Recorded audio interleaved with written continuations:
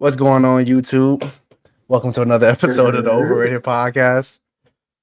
It's your boy Ant. I'm here with my brother Dallin. How we feeling today? Feeling good. Feeling good. Yo, exciting week of football ahead of us, man.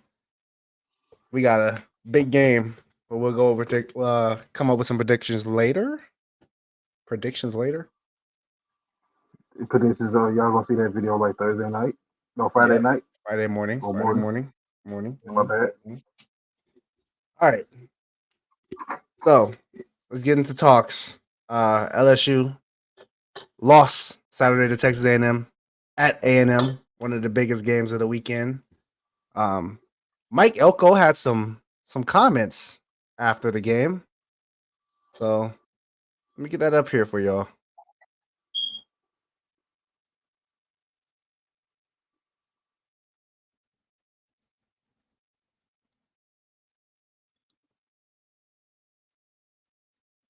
Young people. I think the things that we talk about, the messaging, how we bring really good people into the building.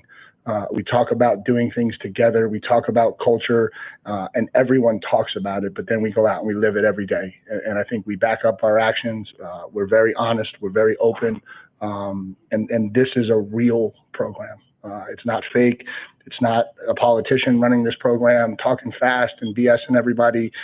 This is a real program. And for all the recruits out there, this is a real place. And if you want to be really good at football, yeah, I think it's the way we talk to the young. If you want to be really good at football, come to Texas A&M. That's how he ended that statement. Obviously saying that he's not just a politician blowing smoke and talking BS at press conferences, taking shots at Jimbo Fisher there. And he kind of right. You know, Texas A&M under Mike Elko, way different than Texas A&M under Jimbo Fisher. Yeah, you can clearly tell. Texas A&M hasn't been this high of rankings since Johnny Manziel. So you can clearly tell y'all Texas A&M been middle of the pack till Elko got there. Yeah. But, we show you that video to really get into our conversations for today. We're going to talk about what the role looks like for Texas A&M after that big win against LSU. I think, and I stated it earlier, that win put them in the SEC championship game. In my eyes, I think they have at South Carolina next week or this Saturday, and then they go to New Mexico State at Auburn, and then they got Texas at home to end the season. I think they win three of those last four games, if not all of them. Especially the Texas. I think they finna lose. Texas is the same after we just seen what Texas did for the past 2 weeks. I mean, I said on previous podcasts, and I'm standing on business, that they were going to win out. I said it. I said that Texas A&M was winning out. I said it prior to the LSU game. I said that they were my SEC favorite. I stated it. Yeah, if anything happens in the SEC the last 4 weeks, probably gonna see. I'm still keeping my dark horse, Texas A&M and Alabama, because obviously that's looking more promising now. I think it might be Texas A&M, Georgia, maybe. If not, it's definitely gonna be Texas A&M and Bama, because I don't see Texas A&M losing to Texas at the end of the year. Definitely not. Yeah, we'll dive into how the SEC looks when we go into our next topic, but my keys to Texas A&M accomplishing this goal of winning the SEC, getting the first round bye in the college football playoffs. You got to bench Connor Wayman. You got to start Marcel Reed. Connor Wayman this year is, just so I can have my stats correct, 62 of 109, 56.9 completion percentage, 782 yards, 3 touchdowns and 4 interceptions. Marcel Reed through the air, 45 of 81, 55.6 completion percentage, so not that different than Connor Wayman. 655 yards, 6 touchdowns, 0 interceptions. Rushing, Wayman is 25 for 98 and 0 touchdowns, whereas Marcel Reed is 52 of 288 and 5 touchdowns on the ground. I mean, and they have about the same amount of games played, right? Yeah, With so Connor Wayman either against Notre way, Dame and then coming back against I think he came actually I'm lying. I think he came back last week and then they played this game. But yeah, like it's clear that Marcel Reed is a starting quarterback for Texas A&M. It's clear that he should be. He has guts. He gives them another dimension to the passing game that they don't have. I mean, they're struggling to throw the ball anyway. You might as well have a quarterback that threatens with the legs, because no one's scared of Connor Wayman running. So yeah. You see how LSU played them.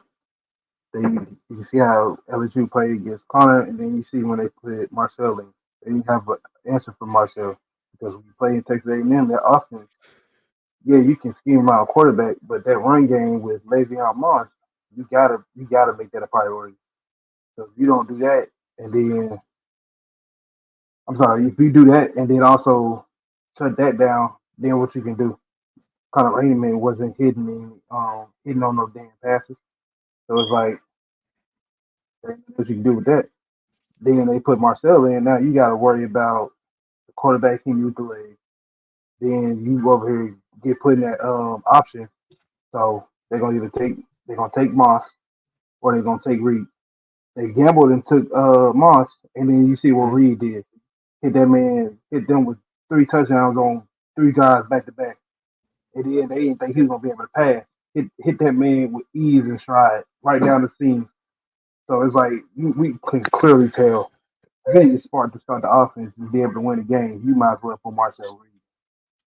Yeah, Marcel Reed's the I answer. mean, Connor was just back there flooded. Yeah, Marcel Reed's the answer. Uh, Texas A&M defenses. I mean, golly. Second half adjustments by that defensive coverage is insane. I mean, the looks they were giving Garrett Nussmeier in that second half, LSU didn't know what to do. And then on top of that, we're talking about LSU and they're not able to run the football effectively. 26 yards on the ground. We'll get into LSU, but like, you don't win football games like that. You do not you win can't you football can't games say like that. that. You can have Nussmeier throwing the ball about 40 times a game. He ain't no Shador now. No, he's not. And that's another thing. Like at this point, Texas A&M is struggling so much with the pass game. You need a scrambling quarterback in college nowadays. Like if you don't have that mindset that Shador Sanders has, with the ability that Shador Sanders have at quarterback, then as a pocket passer, you are a liability to your Yeah. offense. You're a liability to your offense. If you're not able to use your legs to create, kind of like Patrick Mahomes, kind of like Shador Sanders in college, kind of like Cam Ward, if you're not using your legs to create opportunities down the field, and you're not using your legs to run like Jalen Moreau, run like Marcel Reed, then you're literally a liability because you're not helping us. We can't do anything with a stationary quarterback nowadays in college. I mean, defenders are too good, coverages are too great, or defensive schemes are good nowadays. Pass rush is insane. Insane. The DNs that are coming out into the draft this year are just every year is insane. From fucking Aaron Donald to damn Jared Verse. Like they're all insane. Like there's no way as a stationary quarterback you get anything going. You're not Tom Brady. Even Shador Sanders, one of the greatest pocket passers in today's college football, he has to use his legs, whether it's scrambling east and west or scrambling north and south. Like he has to use his legs. He has 3 rushing touchdowns. He's not a stationary quarterback. You can't be. It's nearly impossible. And that's him with a bad offensive line. Imagine Shador Sanders at A&M. Oh You my talking about a whole god. different. You talking about a whole different Texas A&M offense. Oh my god. To That the definitely gonna be clowns, one. to the clowns that think that someone at Colorado that's throwing 20, what was this thing, 35 for 40 or 25 for 30 through the Oh yeah, completion percentage against fucking Cincinnati? God damn. No interceptions, no turnovers. Shador does not turn the ball over. But we'll get into that. I mean, we'll get into that later. Let's get off of that. Texas A&M is on the right path. They're doing the right things. Mike Elko's a hell of a coach of the year candidate. They're on the right path. Moving on to the other side of this game. What does an LSU loss mean for the rest of the SEC? Obviously, we have a Bama fan here sitting next to me. So we'll talk about, Bama and what this loss at the SEC, what this loss from LSU means for Bama and their SEC hopes as they play at LSU. What is it, this Saturday? Yeah, This Saturday? next Saturday. Next Saturday. Next We got Saturday. about They play that. Yeah, so it means a lot. If you look at the rest of LSU's schedule, right? They have Alabama coming up. Then they go to Florida. Then they have Vandy, who doesn't look like an easy dub anymore. This ain't the preseason Vandy. This is real live and effect Vandy. The Vandy that almost beat Missouri. The Vandy that beat Alabama. The Vandy that almost beat Texas. We're talking about a different Vandy right now. And then we have Oklahoma. We have Oklahoma with a new offensive coordinator, with a really good defense, with the Jackson Arnold that's, fighting to keep his name alive in the transfer portal next year because he's not coming back to Oklahoma after we benched him. So I don't think that any of these 4 games is an easy win for LSU, especially if they can't run the ball. I mean, they were exposed against A&M in that second half. Exposed. They exposed Garrett Nussmeier's ability to adjust to the impacts of a game. Controversy. He didn't adjust well. And then obviously their lack of effort and ability in the run game. So I just checked the entire SEC, like the 3 top 6. of the So, SEC, all right. I got it right So, here. like I said, no, I got it. Texas A&M, they're definitely going to the championship without a doubt because they're not losing to Texas at the end of the year, and that's a Georgia. home game. So Georgia got Florida. We know that's a dub. Then they go to Ole Miss. Mm-hmm. Then they host Tennessee after that. Mm-hmm. Those 2 weeks right there, they might leave 1-1 or 0-2. I don't think they're going. I don't think they're going to enough. I don't think at Ole Miss. At Ole Miss. I told you last week, Ole Miss had the same problem that LSU has: their lack of ability to run the football. They lack that ability against Oklahoma. But we're still talking about Jackson Dart, though. Yeah, If that defense can, just like we're not going to sit here and act like Carson Beck's going to. I will say, I trust Jackson Dart more than I trust Nico Iamaleava. That's what I'm saying. I'd rather put my faith in Jackson Dart to win a home game against Georgia with Carson Beck throwing maybe 3 or 4 picks because we know he's good for those. He throw at least 2 of them a game. This was So looking like. I trust that, and then I also trust Jackson Dart not to put. I trust him to put a game out against a ranked opponent at home. One quite frankly behind him. So with that, Georgia already got a loss in the SEC. So they dropped 4-2. Then if they do lose the Nego in Tennessee, then that's 4-3. If we win out, it's most likely it's gonna come down to a race. I ain't gonna lie to you. So it's gonna be Texas A&M, Georgia, Bama. That's gonna be the top 3 right there at the end of the year. Well, the good thing about Alabama is that they beat Georgia. Y'all beat Georgia. So what does that mean? That means Georgia can lose 1 game, and then you guys will get put ahead of them no matter what. It's a good sign. You're going to beat, let's say you beat LSU. You jump LSU. Now you're just behind Texas, Georgia, and A&M. Georgia loses that game to Tennessee or Ole Miss, you're automatically ahead of Georgia and LSU. Now you're just behind A&M and Texas. Now, A&M beats Texas that last week of the season. Guess who they go behind? They go behind us. We just got to win out the year though, because And we still got Alabama's in the LSU. conference championship game. We still got beat LSU. Then we still got to go on the road to Norman, and Oklahoma, and then we got to win the Iron Bowl too. So Oh, that's the last. Yeah, yeah, we got to win. We got to win. yeah. We got to win You're that. gonna beat Oklahoma. All right. When you can run the football against Oklahoma, yeah. I don't know. It's a home game against y'all. What the fuck we finna do? Home game in Bama or in No, Norman? I said in Oklahoma. Oh, I mean Tennessee did it. So Yeah, it's a free win to Norman, ain't it? what it be looking like, man? That what it be looking like. All right. But I got good hope. I got good hope. I feel like it's still playing in our favor. Like Hopefully I it said, does. If it don't, Jackson we Darnold still make playoffs. with a chip on his shoulder. New offensive coordinator.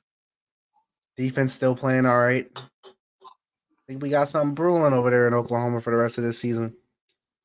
Now next season, I don't know what we're gonna do. Hopefully the transfer portal loves us, and hopefully we out here recruiting because we about to lose some players. Yeah, y'all gonna lose a lot. I ain't gonna lie to you. Y'all gonna lose a lot. All right. Next topic of the day. What is the expectation for Indiana with Kurtis Rourke coming back from injury? Kurtis Rourke this week is expected back against Michigan State. Season stats 135 and 181 for a 74 completion percentage and 16 total touchdowns if you count the rushing. He's having a hell of a year. And even though Taven Jackson played incredible last week and in the second half of that game he took over, I'm pretty sure Indiana and their fan base is glad to have Kurtis Rourke back so that they can, get back on track for a Big Ten championship, possibly college football playoff berth. Oh yeah. With Curtis Ward coming back, they got Michigan State. If he stays healthy the entire year, if he does, I still think Indiana should be able to win out and get playoff berth. They're gonna be top 10 ranked this year, right? I mean this week, right? I think top 25 is out actually. Let's check where they're at right now. It should be top 10. But either way, when you're looking at it, Indiana, they defense. I saw that game. Their defense showed me something. They got the dogs on that side of the ball, and then not to mention, the first Ward coming back. That run game, and then there was Ward being. Here's why I think they're gonna be good. Because when I was looking at Ward, because when we were talking about top 10 players, when I was looking at Mhm. Ward. Ward he has the number one QBR in college football right now. Yeah, he's playing incredible. He's playing insane. So that's why I feel like with them got Michigan State being at home with Michigan, got to go on the road to Columbus. They should win out the rest of the year because we've seen Ohio State. They struggled against Nebraska, and Indiana blew Nebraska the hell out. Just a fact check now. Indiana's still ranked number 13 even after that win against Washington. Washington. It's probably gonna update, but yeah, I think Indiana should be. I don't think they offense will miss a beat. I think it's gonna get back on track. They're probably gonna be blowing teams out, not making games close. The only game that's gonna be close is that game in Ohio State. But they should be able to walk in there, get the upset, and then walk out. Yeah. Yeah. I don't expect them to miss. Like their expectations right now are the same as their expectations when they started 6-0. Same as their expectations in the preseason when they hired Kurt Signetti to be their head coach. He's undefeated. He said at a prep rally when he first got the job, F Ohio State, F Purdue, Indiana's here, and they here. All those JMU transfers that transferred with him, incredible. I mean, they're playing incredible. That defense is number 6 statistically. That offense is number 5 statistically. I mean, they're top 10 on both sides of the They're ball. playing, It's plain insane. Like Kurt Signetti, probably the leading candidate if it wasn't for somebody named Primetime Deion Sanders for Coach of the Year. Like, because if I were to tell you the only thing better than taking over a 1-11 program and making them bowl eligible is taking over Indiana, the fucking problem child of the Big Ten. Turning Indiana into an undefeated school is as impressive as turning Vandy into a relevant school. Because Indiana essentially was the Vanderbilt of the Big Ten, the shoe bottoms, the diaper. Everyone goes to Indiana and shit on them. They're a diaper. Not no more. Not no more. So them top schools right there, Indiana, Colorado, they're making them big coaching changes. They made them relevant. And after this year, Colorado should be getting some big recruits. Indiana should be getting some big ones. You know what's funny? About 4-5 stars. You know what's funny? So they went up, change them whole programs around. They miss it. Yeah, not only are they changing these programs around, I think it's funny that a lot of these star players for these bigger programs now, they're coming from these little Power 5, Group of 5 HBCU schools. Like their star players aren't even Power 4 players. I mean, Travis Hunter and Shador, obviously they went to Jackson State. I know people are going to say Travis Hunter and Shador, 4-star, top. What is he? What was Shador? Top 5 ranked quarterback. I think it was a 5-star. Shador's a 4-star, but should have been 5-star. But I think he was top 5 in the state. And then Travis Hunter obviously was the number 1 player nationally. Yeah. But like, I mean, HBCUs, if you want to skip them, I mean, half of that Colorado defense came from low-level schools. I mean, you got Jackson State, you got Liberty. I think that's where Preston Hodge went. Like that team is loaded with lower class Group of 5 HBCU talent. And then Indiana, 13 JMU transfers. That's a Group of 5 school. And then Kurtis Rourke coming from Ohio, Group of 5 school. And look what they're doing now. Just incredible. Like, none of these guys are Power 4. They'll sleep on them low schools. Where did Will Howard go? Will Howard? Any transfer from a Group of 5? No, I think he went to. I think he was. Was he at Miami last year? I'm looking it up. Never mind. Will Howard transferred from Kansas State. I don't know why I thought he was in a Group of 5. I thought he was somewhere else. Yeah, definitely Kansas State. That's cool. Yeah. Yeah, I mean, straight talent out there. I don't think anything changed for Indiana. Indiana's on path for maybe their best season ever. It could possibly be their best season ever. I wouldn't be surprised if they somehow win the Big Ten. If they sneak into a championship game, they can beat Ohio State. They can beat Oregon. They can beat Penn State. Like, they can beat anybody in the Big Ten. So if they get a shot. Speaking of Penn State and Ohio State, we'll move on. And we'll talk a little bit about Drew Allar and his injury.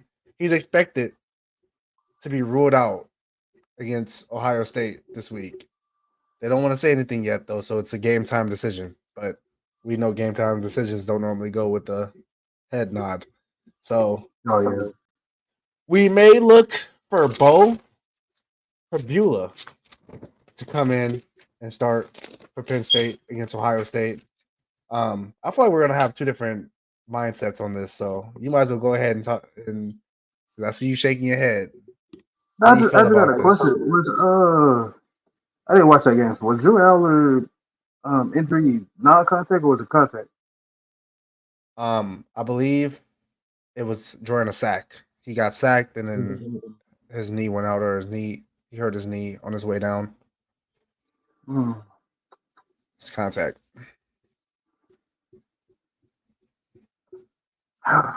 Yeah. So if Allar plays, I got Penn State. I got Penn State winning that game. But if he don't play, uh, Penn State ain't got a chance. Yeah, See, Penn State might have won that game last week. I don't forget who they played. But Wisconsin. even with that, I think they was already had the momentum and everything. They was up, I think 14-13 when that other quarterback came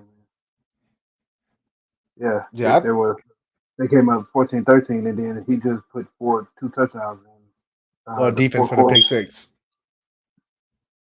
Yeah, it The was defense had a pick six. Opened up everything. but, so my thing is, yeah, I'm not gonna put a whole faith into the kids. I ain't seen them play. So if you guys is hurt this week, Penn State Uh, will lose it. so the And kid I think played. The kids played in 2 games this year. Bo Prabula. He played in that blowout win against Kent State, and he went 6 for 9, 83 yards, a touchdown, and a pick. And then he played that second half against Wisconsin. He went 11 for 13, 98 yards, and a passing touchdown. I think they have a shot, even with Bo Prabula. And I think it's all about whether he believes he's confident. If he goes into this game and he's confident in his ability and his decision making, and he just lets it rip and understand that no matter what, because no one thinks they're going to beat Penn State or Ohio State without Drew Allar, like you just stated it. But if he goes out there and he plays like, hey, I have nothing to lose, he might. I mean, he can scramble. We just talked about it. We just talked about people that have ability to scare defenses with their legs. They have a shot. They have a chance. And yeah, that's what it is. Ohio State's DBs struggle in pass coverage this year. Struggle. We've seen Oregon big play after big play on these NFL DBs. Denzel Burke, NFL DB, getting cooked. You should rest last year.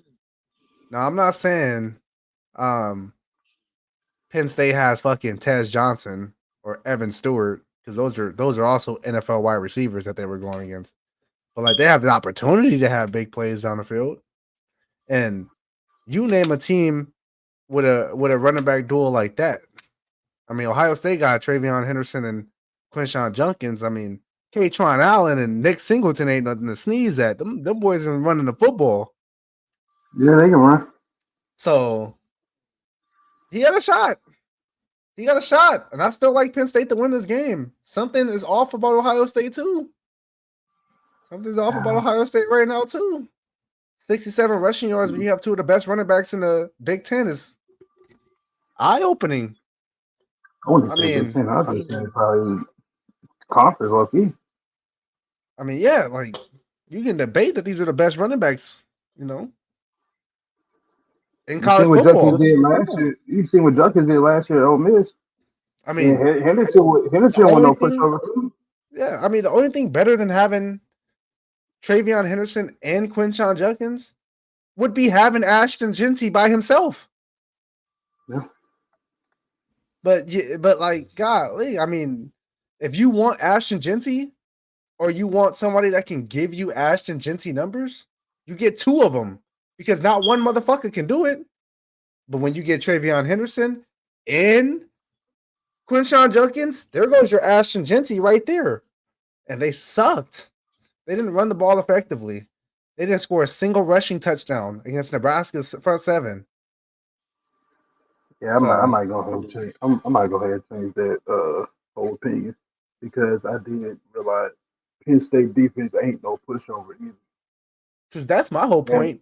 Because you give Penn State. Let's say we give Penn State, right, that same game-winning drive that Dylan Raiola threw a pick on. Let's say the score is the same, and you give Penn State that drive. Even with Bo Pabula, I mean, Nebraska had a minute 30. You give Penn State a minute 30 with a chance to win the game, you can't really stop that team from rushing. These are power backs. Katron Allen can get you 4 to 5, and then whenever he's tired, they'll just put in Nick Singleton to break a run for you. That O-line is willing to block. And then now with Bo Pabula, who knows if they run triple option or read option? Who knows if he's going to pull it? Now if they pull out a triple option this when they play Ohio State. They pulled it against Kent State. They were running motions with the wideouts, and they were doing triple options out the backfield with Pabula. They were already doing it then. Yeah, I think that's going to be the game plan. And now, what pisses me off is that this game is at noon. Like, who the fuck has a whiteout at noon? We wanted to see a Penn State night game on Saturday with Mo Bamba playing. That's what I wanted. Instead, I had to put me like 6:30. Instead, we got a big noon kickoff, and the sun gonna be bright as hell. Yeah, like that's gonna stop them from being turned. It's a whiteout for a reason. I know it ain't gonna stop them from being turned, but I'm just saying, man. After playing EA college football, you know what I wanted. You know I wanted that Mo Bamba. You know I wanted that night game with smoke in the air. You know I wanted Penn State turned with the blue lights coming out the tunnel. Come on, man. They finna have that whole. They finna set that whole side plays down. Ruined it. And we all knew in the preseason that this was Penn State's whiteout game. We knew it before the game started. Y'all could have scheduled this to be a night game. All right, we'll get into our last segment. You blame the college committee for that one. They knew better to schedule it at night. Pissed me off. Low key pissed me off. We get into our college segments. Or our last segment. Our last college segment. Where we talk about our top 10 college players. Lord have mercy.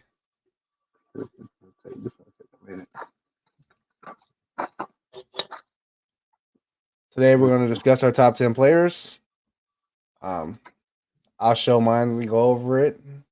Dallin will show his and go over it, and we'll discuss it. We will discuss it. All right.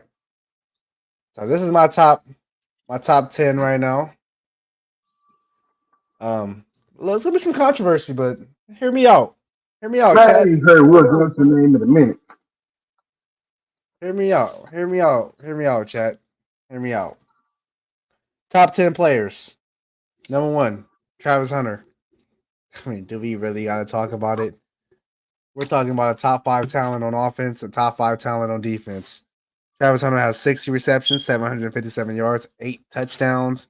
And then on defense, 20 tackles, 7 pass deflections, 2 interceptions, 1 forced fumble that won him a game at Baylor. They don't even throw his way. Like, no, they don't. They don't throw his way. So, like, yeah, the stats don't look pretty on defense. It don't look great. You get like 1 pass, break up a game, and then an occasional pick where he has to go out of his way to make a play to force them to throw it towards him. I mean, he's too good. And then we just seen what he did against Cincinnati. I mean, nasty work. Nasty work. Yo, I seen that man. I wish I had the clip, Dallin. Travis Hunter caught a curl route, jump, caught the ball on a dime, stop, made dude slide all the way out of bounds. All the way out of bounds. I mean, was it against Cincy? Huh? Was it against Cincy? No, nah. Oh, I thought I seen that clip already. Nah. His ability to like go from 0 to 100 is kind of insane. Like he can go from like catching a football to turning on the Jets in like 0.1 second. It's kind of insane. His body control is insane. Moving on. I put Shedeur Sanders at number 2. I feel like people are going to hate this one, but like, fuck what you talking about. That's the best quarterback in college football. Like, he should be in Heisman conversation. It's so disrespectful that Dylan Gabriel's in Heisman conversation and Shedeur Sanders isn't. You understand that? You understand how disrespectful that is? Shedeur Sanders this year, 220 passing attempts for 300 yards on a 73% completion percentage. He has 2,591 passing yards, 24 total touchdowns, counting those 3 rushing, and then 6 interceptions. And that's the 6 interceptions look bad, but 3 of those picks, complete bullshit. Week 1 against North Dakota State, he throws an interception on the goal line when he's throwing the ball into the dirt, but it bounces off the calf of a fallen defender, bounces in the air, and gets picked off by North Dakota State. That should never happen. And then against Arizona, he throws a slant, and the ball bounces off the chest of the receiver on the slant into the air, and then everyone's fucking jumping for the ball, and the Arizona player comes down with it. Like, that's wonky interceptions. Wonky interceptions. Like, that's tainting his numbers. His numbers should look way better. And then Ashton Genty, I mean, dude's on pace to shatter every rushing record this season. He has and I think this is kind of insane. He has 159 carries for 1,376 yards, 19 touchdowns. He's averaging 8.7 yards per carry. 8.7. Listen, Dallas. Last year, he had 1,347 yards, 19 touchdowns. Dallas.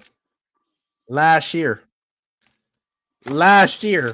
he's did that shit through 8 games already. He on the pace of breaking this 8 games last year. Yeah, man. He has better stats through 8 games than he did all of last year. Like, he's on pace to do some incredible shit. That's why he's number 3 on my list.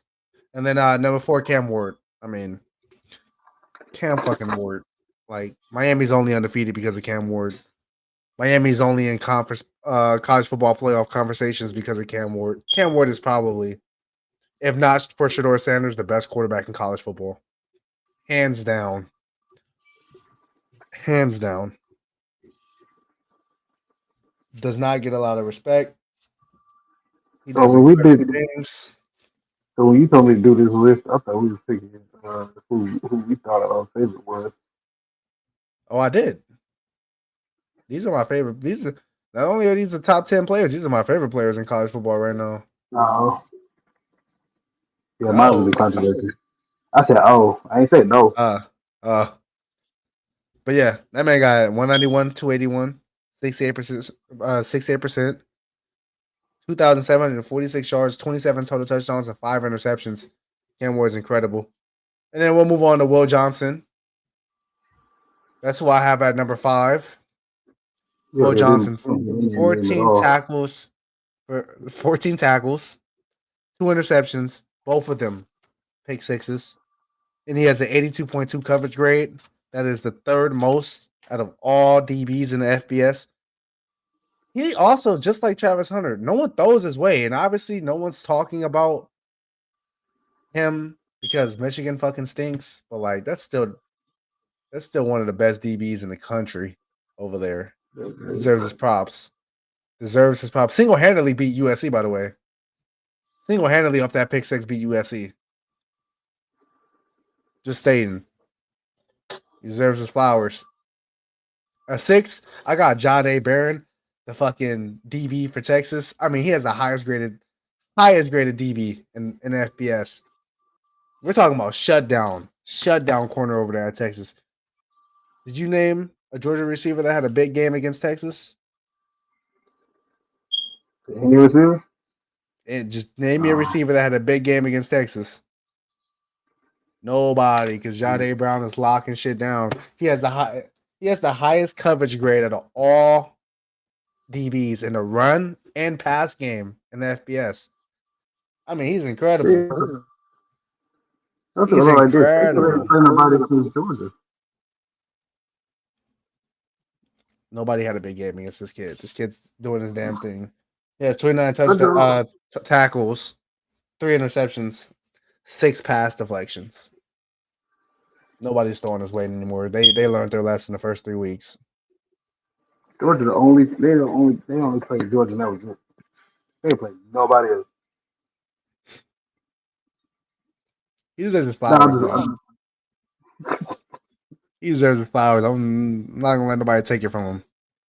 He's working out there. He's NFL talent.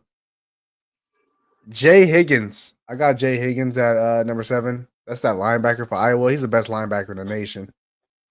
He's the best linebacker in the nation. Hands down. Nothing more to be said. Nothing more to be said. If you don't believe me, look up his stats. I ain't even gonna read them out. But actually, I'll read them out. Why not? He has a 91.5 coverage grade. That is the best among all FBS linebackers. He has 84 total tackles, 1 sack, 2 forced fumbles, 3 interceptions, 3 pass deflections. This fucking linebacker is insane. Iowa still sucks. Yeah. I mean, all they got is defense in a run game. Yeah, it's it. They got nothing there. I got Jalen Burrow at number 8, who truthfully could be higher on this list. If it wasn't for a couple losses, he probably would be higher on this list. He has some down weeks. You know what I mean? We talked about his 3 weeks, his 3-game stretch of just low-key lackluster QB play. And it was like Vandy, South Carolina. Huh? Mustard. That man was selling. Yeah, it was Vandy, South Carolina, and then that loss against I don't even know anymore because y'all shouldn't have lost. But he's still incredible, Jalen Burrow. 137 to 203, 67% completion percentage, 1,937 yards, 13 touchdowns, 6 interceptions, but he has another 102 carries, 380 on the ground, and 12 rushing touchdowns. He's insane. And then to round out my list, I got the best true freshmen in the nation. Ryan Williams at 9, Jeremiah Smith at 10. Nothing else. Nothing much to be said. They're the shit. They're the shit. All They're right. incredible. So before we get to my list, I'm right. You wanna critique my list a little bit? No, I don't want to critique nothing. So I picked like I took from each position, or at least try to, and just threw what I thought would be the best player out of those positions. And then I just threw that on list. I thought that was what we was doing. But I ain't tripping about it. We can go over it. Yeah, we get. Hold on. Let me get yours on the screen too, so the fam can see what Dallin thought. And as I explained, Like, I can see why I thought this. Because I'm literally just going off of now. I think we're gonna have a lot of similarities in our. Yeah, we do. We got some similarities. It's just like this list ain't in no particular order. I just threw that out. All right, let's When get you yours want up to put here. them in order, I can put them in order. Yeah, I kind of went in detail with it. So, of course, that's JT. We ain't really got to say nothing much about that. The man averaged 8.7 yards per carry. And the fact that he got 159 yards over 1,300, 159 carries over 1,013 yards. So with him doing that, that's all in the first half. First half of literally almost every game. Yeah, it's incredible. The first The half, man, low key, he's resting by man fucking single-handedly, 4. yeah, the man single-handedly beat Ohio State by himself. Not Ohio State, Oregon by himself. So to me, he didn't create Boise State by himself. So I'm not even sure about him. Then of course, as you mentioned with UCF, RJ Harvey. Well, English at this point. You got RJ Harvey. Got 149 carries, 1,017 yards, 6.8 yards per carry with 13 touchdowns. When you on a team, right, I've been on a team like this before. So if you've been on a team, right, where you have a quarterback, doesn't matter if you got an inconsistent quarterback play or not. If your quarterback cannot consistently throw the ball and they're just relying on you to run it, to be right there, you already the defenses that you go against, they got a scheme against you. You're literally their focal point of their game plan. To me, right there, that you got to be one of the best players. That the same goes with Jinty as well. When the defense has to literally scheme, make a game plan around just trying to stop you alone because they know you're going to beat them if they don't stop you. To me, you're the best person.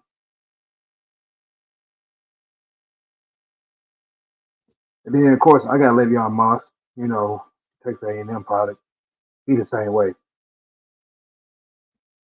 Legit, you have to scheme against them to stop them, or if you don't, they are going to put up big numbers and they are going to beat you just by themselves. He ain't got 1,000 yards, but that's literally just me thinking, just based off of LSU. When LSU stopped Le'Veon Moss, you could definitely tell they only had 7 points that for whole entire first half. But after they put Marcel Reed in, then they had to figure out if they want to stop Marcel Reed. They chose one of the other. They still lost. But you can see how much of an impact that man had. Man. Speaking facts. And then with number 4, I had Kurtis Rourke. I didn't know. I was surprised about that. Curtis worked Yeah, that I didn't know it that first. But he's 135 for 181 with 1,941 yards, 15 touchdowns, and 3 interceptions. What caught my eye about him, he has a 74.6% completion rating, and then a 91.6 QBR rating. That 91.6 is literally the best out of the whole entire college football. That what made me pick him. That's why when I'm thinking going down the whole entire season, they play Ohio State. If Ohio State can't stop that pass, Kurtis Rourke is gonna just tear them to shreds. Then of course I got Jackson Dart, 173 for 2,695 yards. Same thing with Kurtis Rourke, 15 touchdowns and 3 interceptions. He has a lower completion rating, but to me, without Jackson Dart, Ole Miss wouldn't even be ranked, and that's just my opinion. They have a losing season because they can't run the ball as it is. So without Jackson, then it's just over with them. And this is another Ole Miss product, Trey Harris. This man has 59 receptions for 987 yards with 6 touchdowns, 16.7 yards per catch. He is second in receiving yards. He has 21 less catches than the leading receiver, and he has six less touchdowns than the leading receiver. When it comes to the yards, he only has 8 more yards than the leading receiver. So the fact that he has 21 less catches and he's only 8 yards behind the leading receiver, I don't know how many games he played in. So the fact that if he had that amount of many catches as the leading receiver, he should have well over probably 1,500 yards.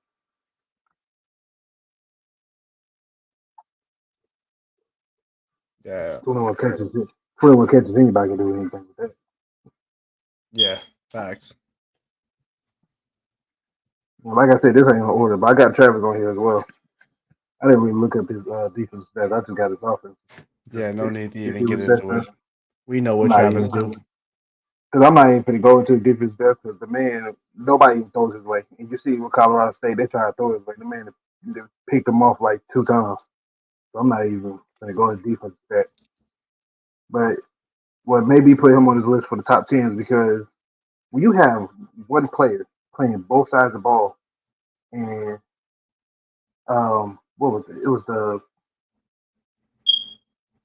commentators. They had the little coverage of the game. You have impactful player for a defense, the same person as the offense. You know that's your entire team.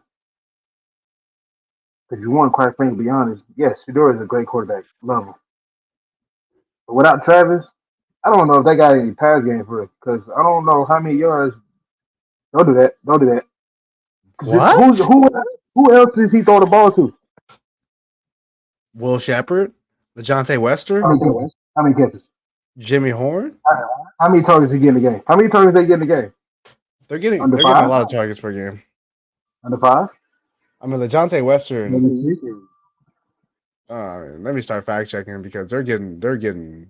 I think you're I wrong. don't know. I don't know because when Travis is on that offensive side, I see him get targeted way more than regular receiver. I mean, yeah, you target your best receiver. I mean, but without Travis, they won both of those games, and those other receivers played incredible. LeJounte Wester had 137 yards, and then Will Shepard against UCF.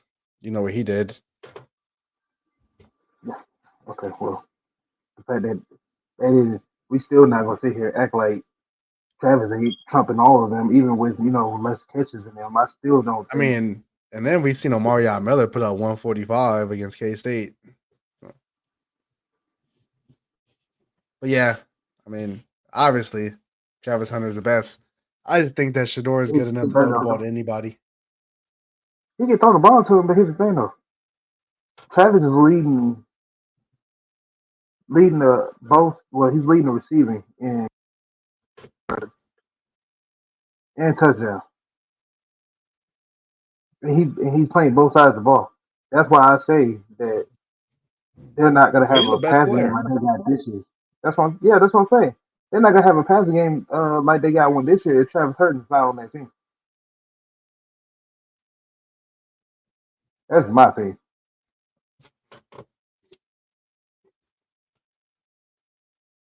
As Coach Prime would say, he is him. And then this one might have caught you off guard. You know that linebacker Weeks.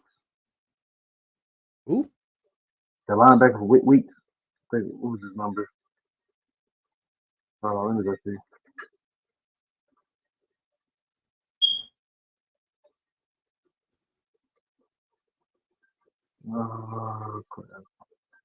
Whit Weeks. Yeah, Weeks. Okay. Yeah. 40, number 40. Mm-hmm. Yeah, sophomore. So that man had 75 total tackles, which I think might have been like 5th or 6th. And he had 38 solo, 37 assists. But with him also doing that, he has 9.5 sacks, which is 3rd amongst the whole entire college football. Okay, yeah. So yeah, the man's a I dog. I can see why you 11. put him. So he's 11th in tackles. Yeah, he's 11th in tackles, but he's also 3rd in sacks. I try to go down the list, and I would have chose your man Higgins, but he only got 1 sack, so he's still a dog with those. But I like him because of that coverage. I have some really outstanding players. Then I had to throw a Bama product up there, Ryan Williams. Yeah, you can just skip the Ryan Williams. You might as well skip the Ryan Williams at 9. Look, I want to get into Kyle Kennard. We're gonna get into him. All I gotta say, the kid is 17. That's it. Yeah. That's all we gotta talk about. Yeah. All right. So let's go ahead and do Kyle Kennard. 8.5 sacks. 2 forced fumbles. I mean, yeah, they got that. I forget who they got on the other side of him. But when you got Kyle Kennard, if you do not double team him, he's going to get a sack. He's just like who was it, TJ Watt when he was at where you go, Iowa, Ohio State. Iowa. Oh yeah, he's just like TJ Watt at Iowa. If you don't double team him, he's going to get a sack. I need you to go look at that man. Go look at that man's film. I promise you. I don't know how many. I didn't look up. I should have looked up how many pressures he had on QBs, how many hurries, on dropbacks and everything. Well, I didn't have time to. But he's 5th in sacks. TJ Watt went to Wisconsin. Oh, he went to Wisconsin. Dang. He went to Iowa. That's my fault. I know it 55th was one of impact. those Big Ten schools. That just to me, that boy's tough. I'd be scared to block him. Well, But that's our. if it was on like top 10 players all around, I would have came with a different list. We'll do that next time. Yeah, we could, or we'll get next time. We'll get in. I think we'll start Right, ranking we'll our have own it in top the year. 25 prior to the weeks. We'll put out our Yeah, own I got you. rankings. I'm gonna get a little more time with it. But hey, that's it for today. Light topics, little fun discussions. Um, let us know what y'all like, what y'all didn't like about our top 10 players. Let us know if y'all have any changes that y'all will make. Personally, if Travis Hunter ain't number one on some of y'all lists, I don't know what football y'all watching. If Travis Hunter ain't on this at all, I don't know what football you're watching. Travis Hunter ain't on it. Jalen ain't on it. Jeremiah Smith ain't on it. I know he wasn't on mine, but like I said, I didn't know what list we were taking. But I it definitely is would what have it had. is. I would have had some versatile on that. I would put some linemen up there.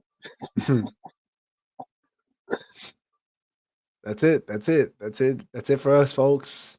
Ah, shit. Next time we see y'all, we'll see y'all with predictions. Predictions for week 10. He losing. We'll talk a little bit about our final thoughts on how we truly feel about these teams, and then hopefully we'll get you our first ever overrated top 25 lineup, and we'll rock with it. Make Thank sure I y'all. hit Make that sure you like, hit that like, subscribe, noti bell, leave a comment. comment. Please let us know what's up with y'all. What y'all feeling? How y'all feeling? Y'all Keep keep running showing up that them love and support. subscriptions. We appreciate the sub button. It take about 5 seconds, man. We ain't asking y'all for no money. We just asking y'all to donate donate a little time, man. All we asking y'all to do is donate a little time, man. That's it. Holla at us. We'll see you on Friday. Peace out.